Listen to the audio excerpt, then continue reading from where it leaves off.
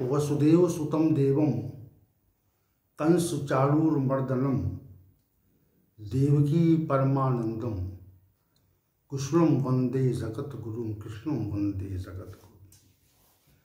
कृष्णाय वासुदेवाय हरे परमात्मने प्रणत क्लेश नाशाय गोविंदाय नमो नमः, गोविंदाय नमो नमः। आज हम पुनः श्रीमद् भागवत के चतुश्लोकी श्लोक प्रकरण पर जो भगवान ब्रह्मा का श्लोक संख्या 24 में कथन है उस पर पुनः विचार करेंगे।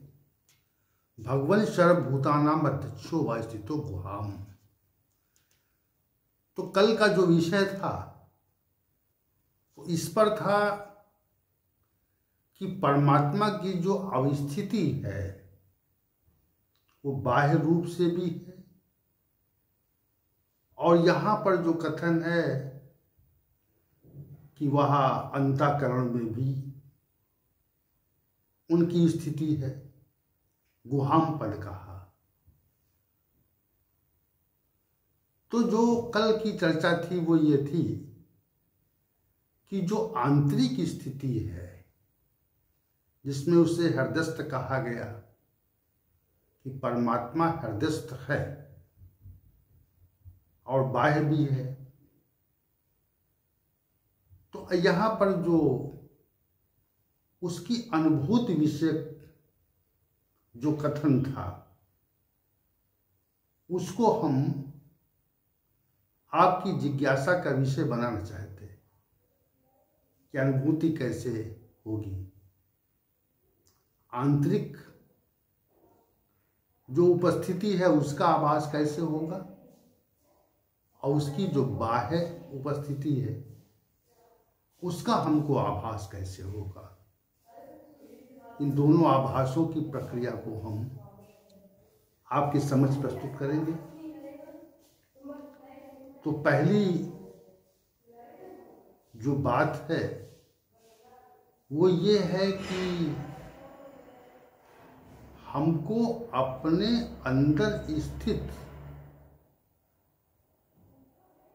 उस परमात्मा का साक्षात्कार कैसे हो, जिसके लिए भगवान ब्रह्मा संकेत कर रहे हैं। साक्षात्कार कैसे हो? तो जैसे हम किसी बाह्य वस्तुओं को देखने का प्रयास करते हैं कि बाह्य रूप से वो वस्तु उपस्थिति है और बाह्य रूप से ये वस्तु उपस्थिति है। जहाँ जहाँ हम जाते जाते हैं वहाँ अनेक प्रकार की वस्तुओं को हम बाह्य दृष्टि से देखते जाते हैं। तो देखने में सहायक कौन है? देखने में सहायक हमारे नेत्र हैं और ये प्रत्यक्ष रूप से है, लेकिन उसके पीछे मन और बुद्धि का सहयोग रहता है। अगर मन बुद्धि का सहयोग न रहे और हम अन्य मनस्क हो जाएं तो बाहर वस्तुओं की जो प्रतीति है उस पे बहुत अंतर पड़ जाएगा। हम बाह्य वस्तुओं को उस प्रकार से देख नहीं पाएंगे। जैसे कोई सुंदर वस्तु हमको प्रतीत होती है जब, तो जो सुंदर वस्तु प्रतीत होती है तो उसको बहुत ध्यान से देखते हैं और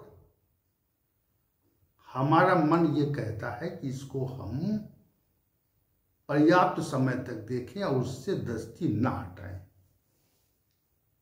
तो बाह्य दर्शन हो रहा है, सुंदर वस्तु का बाह्य दर्शन हो रहा है कि उससे दृष्टि न हटाने की इच्छा हो रही है।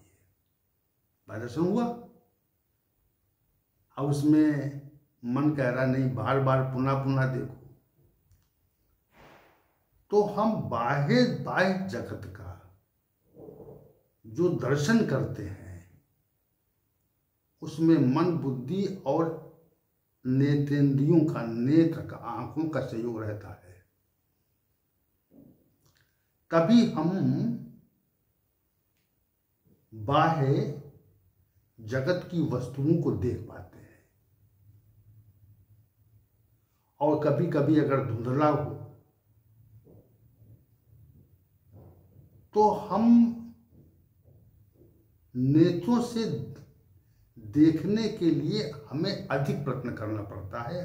अधिक हम चाहते हैं नेत्रों से हम ठीक से देखें तो हमको और प्रयत्न करना पड़ता है। तो बाह्य वस्तुएं पर्याप्त प्रकाश में हमको स्पष्ट प्रतीत होती है अगर हमारी दृष्टि में कोई दोष न हो, प्रकाश भी पर्याप्त हो, तो हमको बाह्य वस्तुएं जो हैं वो प्रतीत होंगी, दिखाई पड़ेंगी, हम उनको देख लेंगे। तो ये बाह्य दर्शन की बात हो गई। लेकिन हमें इसके लिए प्रयास करना पड़ता है। कोई मनमोहक वस्तु अगर देखने की इच्छा जागृत हो गई तो वहां पर हमको प्रयत्नपूर्वक रुकना पड़ता है।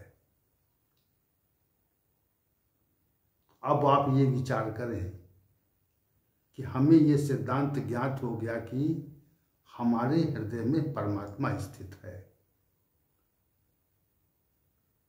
तो हमने उसको देखने का कितना प्रयास किया, इस पर विचार करें। आप विचार इस बात पे करें कि जो हमारे अंतःकरण में जो परमात्मा स्थित है वह उस परमात्मा को हमने देखने का कितना प्रयास किया।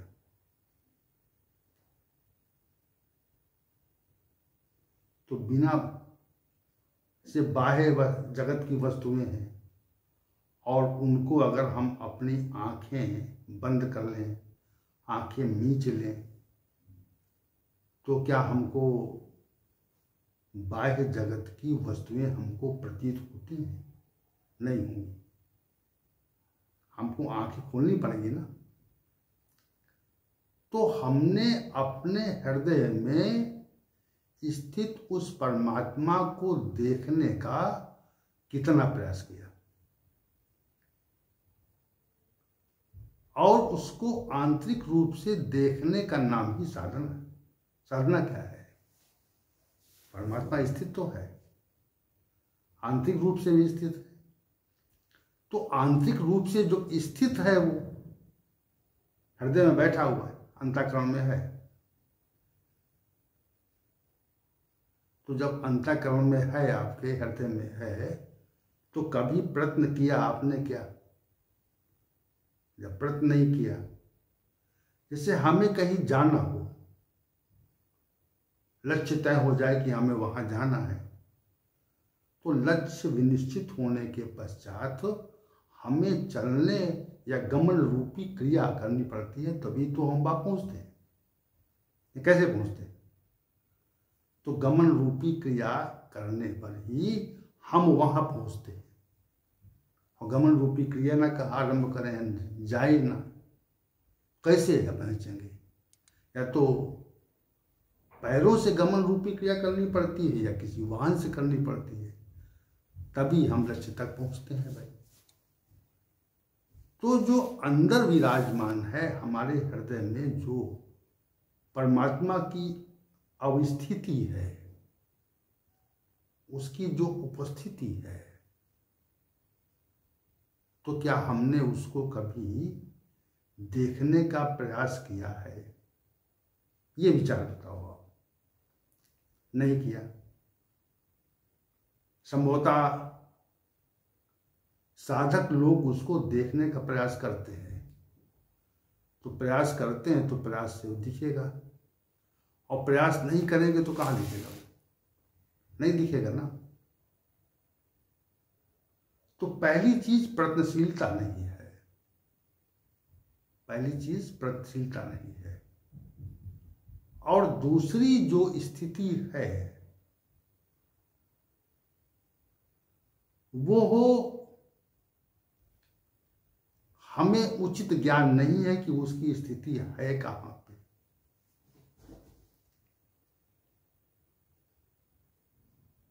तो अगर स्थिति ज्ञात हो कि वो बाईं तरफ है कि दाईं तरफ है, स्थूल हृदय में है कि सूक्ष्म हृदय में है, तो मनुष्यों ने कहा नहीं वो सूक्ष्म हृदय में है। तो जब भी ध्यान साधना में बैठे आप, तो उस परमात्मा को आप अंदर देखने का प्रयास करें। कैसे करेंगे? जैसे हम किसी दूर देश में कहीं गए हों कहीं, और वहां के दृश्यों को देखा हो, वस्तुओं को देखा हो, किसी मंदिर को देखा हो, और कभी कभी ऐसा होता है कि वो दृश्य हमारी, जब हम आंखें मीच लेते हैं तो वो दृश्य हमारे मन में बैठ जाते हैं, दिखाई पड़ते हैं, उनकी प्रतीति होती है। ऐसा होता है कभी कभी। तो जो प्रतीति होती है, पूर्व देखे गए, पूर्व में जो दर्शन किया है हमने, उनकी जो प्रतीति हमको होती है उन दृश्यों को आंख मीचने पर, तो कैसे होती है वो? क्योंकि वह हमारी स्मृति में है, हमारी स्मृति में। लेकिन हमारी स्मृति में परमात्मा नहीं है, हमारी स्मृति में परमात्मा नहीं है, वो हमारी स्मृति का विषय नहीं है। तो ध्यान में जब भी गहरे बैठे हैं आप, मन प्राणों के साथ समायोजित हो जाए पूरी तरह से, श्वास पे मन लग जाए। ये सामान्य प्रक्रिया है, गहरी प्रक्रियाएं तो बहुत है। सामान्य प्रक्रिया की बात करेंगे हम। कभी कभी मन जो है वह ध्यान साधना में बैठने पर मन जो है वो श्वासों की चेष्टाओं के साथ चलता है। तब वो बाह्य विषयों को नहीं लेता, तब वो बाह्य विषयों को ग्रहण नहीं करता। जब प्राणों के साथ, प्राणवायु के साथ मन भी, जैसे प्राणवायु दो शब्द हैं, प्राण भी है वायु भी है, तो प्राण जो है वो वायु में मिल गया। प्राण वायु से अलग अलग नहीं होता, प्राण और वायु मिलकर प्राणवायु। तो यदि मन भी प्राणवायु के साथ में मिल जाए, एकाकार हो जाए, तो एकाकार होने की स्थिति में हमारा जो स्थूल शरीर का जो आभास है, स्थूल शरीर का जो आभास हम करते हैं, जागृत अवस्था में हमको स्थूल शरीर का आभास रहता है। तो स्थूल शरीर का जो आभास है वो स्वतः शनै शनै धीरे धीरे विस्मृत होता जाता है। क्या होता जाता है? विस्मृत होता जाता है। और विस्मृत जब होता है तब हम स्थूल शरीर का जो हमें बोध है वो धीरे धीरे समाप्त होता है कि हमारा स्थूल शरीर नहीं है। हम अपनी स्थिति को, स्थूल स्थिति का हम आभास छोड़ देते हैं, मन प्राणों के साथ समायोजित हो जाता है।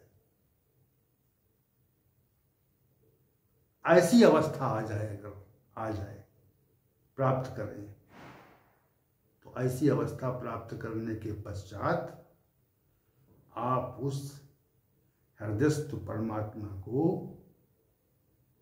हृदय में स्थित परमात्मा को आंतरिक अपनी जो दृष्टि है उसको घुमाएं। जैसे एक दृष्टि क्या है, एक दृष्टि जो है हमारे नेत्र बाह्य जगत को देखते हैं, एक बात यह है।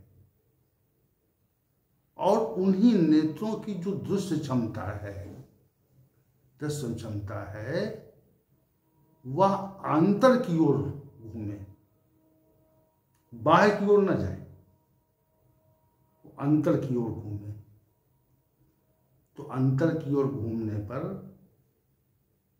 हमको जो बाह्य प्रतीति हो रही थी उसकी प्रतीति नहीं होती, आंतरिक प्रतीति होती है। यद्यपि ये कोई सामान्य विषय नहीं है, क्योंकि परमात्मिक साक्षात्कार की जो प्रक्रिया है उसको वाणी निरूपित या वर्णित नहीं कर सकती। मानिए आप, परमात्मा साक्षात्कार की जो प्रक्रिया है उसको हमारी वाणी निरूपित नहीं कर सकती, लेकिन हम परमात्मा के आश्रय से उस संदर्भ में कुछ संकेत करते हैं, कुछ संकेत देते हैं। देखो ऐसा है, अब किसी ने लाल रंग न देखा हो तो कहो यार लाल रंग ऐसा होता है, तो कहे कैसा होता है, ये बात है ना। पीला रंग हरा रंग न देखा हो उसने तो आप कहें पीला रंग ऐसा होता है, तो कहेगा ऐसा होता है। तो चूंकि परमात्मिक विषय जो है वो अनुभूति का विषय है, वो सामान्य विषय नहीं है। तो हम जो बात कहना चाह रहे हैं, आंतरिक अनुभूति की बात आज कर रहे हैं, कल हम बाह्य अनुभूति की बात करेंगे। तो जो आंतरिक अनुभूति है परमात्मा की, तो जैसे हम बाह्य जगत देखते हैं तो वैसे ही हमारी जो दृष्टि है वह अंतरतम यानी अंदर की ओर जाए। बात या हमारा जो कथन का अभिप्राय है उसको समझने का प्रयास करो, वो दृष्टि अंतर की तरफ जाए, जहां पर परमात्मा की स्थिति है।